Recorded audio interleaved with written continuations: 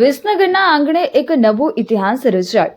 સમાજમાં ઘર કરી ગયેલા કુરિવાજો અને મોંઘા લગ્નના યુગમાં ગુજરાત ક્ષત્રિય ઠાકોર સેના એક એવી પહેલ કરી છે જેની ચર્ચા સમગ્ર પંથકમાં પથરાઈ છે.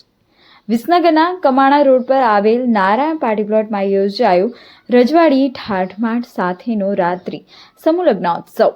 આ કોઈ સામાન્ય પ્રસંગ નહોતો.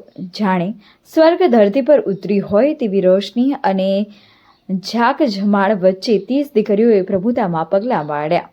સૌથી મોટી વિશેષતા એ હતી કે દીકરીના પરિવાર પાસેથી માત્ર ₹1ના શુકનમાં આ ભવ્ય લગ્ન સંપન્ન થયા છે.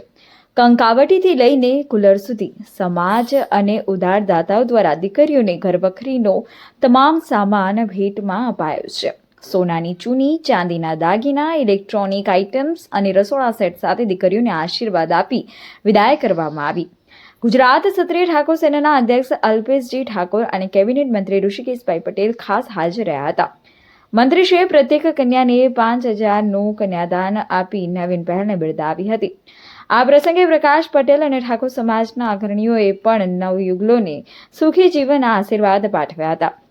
ઉનાળાની કાળઝાળ ગરમીથી રાહત, રોશનીથી વધતી સુંદરતા અને કામકાજના સમયની બચત, આ બધું જ આ આયોજનમાં જોવા મળ્યું. ઠાકોર સેનાની આ પહેલ સમાજમાં એક મોટું પરિવર્તન લાવશે તેવું મંત્રીશ્રીએ જણાવ્યું હતું.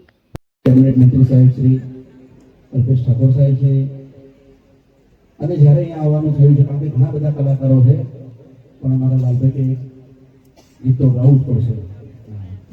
લઈ નાખ્યું